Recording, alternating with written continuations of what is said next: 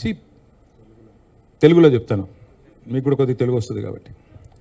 C ఈ దేశంలో ఏ నాయకుడైనా ఏ నాయకురాలైనా ఒక పార్టీ పెట్టవచ్చు. పార్టీ పెట్టి ఎక్కడైనా పోటీ చేయవచ్చు. ఏ ప్రాంతంలో అయినా ఏ రాష్ట్రంలో అయినా నిరభ్యంతరంగా పోటీ చేయొచ్చు. ప్రజాస్వామ్య భారతదేశంలో అది అందరికీ ఉన్న హక్కు, రాజ్యాంగం ఇచ్చిన హక్కు, బాబాసాహెబ్ అంబేద్కర్ ఇచ్చిన హక్కు, అందులో ఏం అనుమానం అక్కర్లేదు. కానీ ఏ ప్రాంతంలో అయితే మీరు పోటీ చేయాలనుకుంటున్నారో ఆ ప్రాంత ఆకాంక్షలు, ఆ ప్రాంత పరిస్థితులు, ఆ ప్రాంత ప్రజలు, వారి యొక్క మానసిక స్థితిగతులు, వారి యొక్క పోరాటాలు, వారి యొక్క త్యాగాలు కూడా మీరు తెలుసుకోవాలి. వారి మీద అభిమానం ఉండాలి. నేను అడుగుతా ఉన్న పవన్ కళ్యాణ్ గారిని వల్ల, మీరు కొత్తగా పోటీ చేసేది ఏముందండి? జనసేన 2023లో పోటీ చేయలేదా? మీరు చేశారు కదా అసెంబ్లీ ఎన్నికల్లో, మొన్న మున్సిపల్ ఎన్నికల్లో కూడా పోటీ చేశారు కదా 350 వార్డులో. కొత్తగా చేసేది ఏముంది? అండ్ ఇంకోటి, మిమ్మల్ని ఎవరు ఆపుతున్నారు? 2018లో చంద్రబాబు నాయుడు గారు వచ్చారు, పోటీ చేశారు. 23లో మీరు పోటీ చేశారు. పోటీ చేయండి, ఎవరు వద్దంటున్నారు. కానీ మీరు ఇక్కడికి వచ్చి మాట్లాడేటప్పుడు ఇదేదో ఆషామాషిగా ఏర్పడ్డ రాష్ట్రం కాదు, ఇదేదో అనాయాసంగా వచ్చిన రాష్ట్రం కాదు. వేల మంది బలిదానాలతో, రక్తంతో తడిసిన నేల ఇది తెలంగాణ. కాబట్టి ఇక్కడికి వచ్చినప్పుడు 1-2 సార్లు ఆలోచించుకొని మాట్లాడాలి.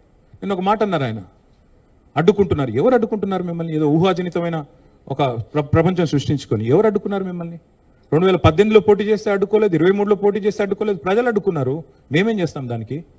ఒకటి మాత్రం పక్కా, పవన్ కళ్యాణ్ గారైనా ఎవరైనా సరే తెలంగాణ ఆవిర్భావ దినోత్సవం రోజు వచ్చి ఇక్కడ మేము సభ పెడతాం.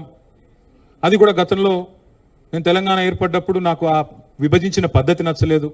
ఒక ఆయన అంటాడు తల్లిని చంపి బిడ్డను బతికించారంటాడు, ఇంకొక ఆయన విభజించిన పద్ధతి నచ్చలేదంటాడు. ఇవన్నీ ఏంటంటే తెలుగు హైదరాబాదీ అల్ఫాజ్ మే బోల్నా హై తో గుమా ఫిరాకి బోల్నా బోల్తే ఇస్కో. నాకు ఇష్టం లేదు తెలంగాణ ఏర్పడని సీదా సీదా చెప్పక ఉల్టా పుల్టా మాటలు ఎందుకు? ఇది బాగలేదు, అది బాగలేదు.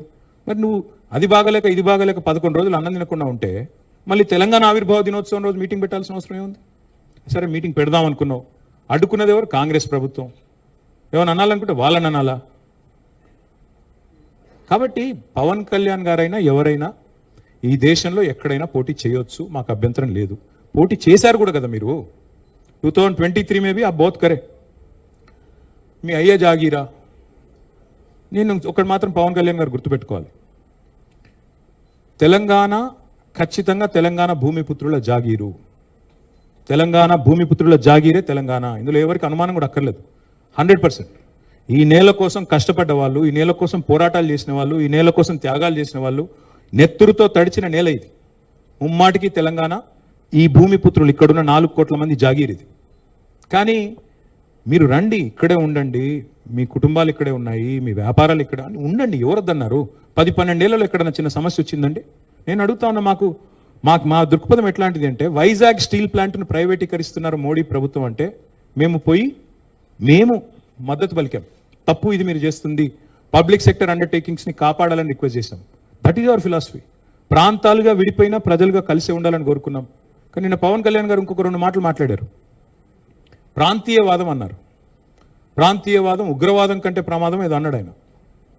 నేను వారికి గుర్తు చేస్తా ఉన్న, ప్రాంతీయవాదం అంటే మరి పొట్టి శ్రీరాములు గారు 58 రోజుల పాటు ఆత్మ బలిదానం చేసుకున్నారే, పోరాటం చేసి మద్రాస్ ప్రెసిడెన్సీ నుంచి వేర్పడి తెలుగు రాష్ట్రం కావాలి, లింగ్విస్టిక్ బేసిస్గా రాష్ట్రాలు ఏర్పడాలి అనే ఒక ఆకాంక్షతో వారు ఏదైతే పోరాటం చేశారో, లింగ్విస్టిక్ బేసిస్కి వారికి సంబంధం లేదు. మద్రాస్ నుంచి ఆంధ్ర రాష్ట్రం వేరుపడాలని పొట్టి శ్రీరాములు గారు 58 రోజులు నిరాహార దీక్ష చేశారు. అది కూడా ప్రాంతీయవాదం అంటారా? ప్రాంతీయవాదం అంటే నేను ఇంకో ప్రశ్న అడుగుతా ఉన్నా పవన్ కళ్యాణ్ గారిని.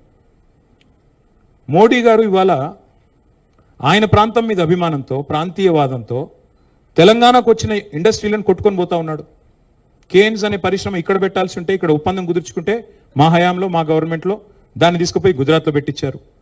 మైక్రాన్ అనే సంస్థ ఇక్కడ పెట్టాల్సి ఉంటే, పెట్టుబడి పెట్టేది ఉంటే దాన్ని తీసుకుపోయి గుజరాత్లో పెట్టుకున్నారు. మరి జాతీయవాదం ముసుగులో చేస్తున్న ఈ ఆర్థిక ప్రాంతీయవాదం కరెక్టా? ఏది కరెక్టు? అంటే ప్రధానమంత్రి గారు గుజరాత్కే ప్రధానమంత్రిగా వ్యవహరించడం కరెక్టా? చెప్తారా దీనికి సమాధానం పవన్ కళ్యాణ్ గారు? కాబట్టి ప్రాంతీయవాదం, ఇంకో మాట, చాలా విచిత్రమైన మాట అన్నారు నిన్న ఆయన. ఇంకొన్ని రోజులు అయితే జనగణమన పాడరు. మాకు జనగణమన మాకు నేర్పించాల్సింది ఏం లేదు. దేశభక్తి గురించి మాకు పవన్ కళ్యాణ్ గారి దగ్గర పాఠాలు నేర్చుకోవాల్సిన అవసరం లేదు. ఈ నేల ఆనాడు నిజాం సర్కార్కు వ్యతిరేకంగా పోరాటం చేసిన నేల, కమ్యూనిస్టులు కదం దొక్కిన నేల ఇది. కాబట్టి మాకు పోరాటాలు కొత్త కాదు, మాకు యుద్ధాలు కొత్త కాదు, త్యాగాలు కొత్త కాదు. మాకు వాటి గురించి జాతీయ భావన ఉంది. ఇక్కడ దేశాన్ని గౌరవించే సంస్కృతి ఉంది. We contribute to the nation. We're less than 3% of India, but we contribute to 5% of India's GDP. So we don't need any kind of moral lectures or moral policing from. వారు ఆంధ్రప్రదేశ్ ఉప ముఖ్యమంత్రిగా వారిని గౌరవిస్తాం. వారిని ఆంధ్రప్రదేశ్ ఉప ముఖ్యమంత్రిగా డెఫినెట్ గౌరవిస్తాం. ఒక కళాకారుడిగా, ఒక నటుడిగా అభిమానిస్తాం. ఒక సోదరుడిగా ఇంటికి వస్తే బిర్యానీ పెడతా, హైదరాబాదీ బిర్యానీ పెడతా. కానీ వచ్చి మా సెక్రటేరియట్లో కూర్చొని పెత్తనం చేస్తాము మా రాజకీయాల్లో. మరి ఇంకా మొన్ననే కదా వేరుపడ్డది, ఇంత కష్టపడి 60 ఏళ్ళు పోరాటం చేసి మొన్న వేరుపడ్డాం 2014లో. మొన్న చంద్రబాబు నాయుడు గారు రానే వచ్చే 2018లో, మళ్ళీ ఇప్పుడు మీరు కూడా వస్తారు 2023లో. That's all I'm saying. And last word I will like to say on this. Pawan Kalyan గారిది ఈ మధ్యన ఓజీ అని సినిమా వచ్చింది. I would like to remind my brother Pawan Kalyan, we have a Telangana OG KCR. ఇక్కడ మా కేసీఆర్ గారు ఉన్నారు, ఆయన చాలు మాకు.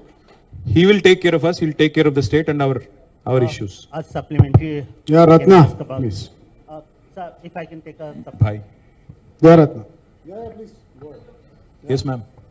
अरे माइक तो दो यार.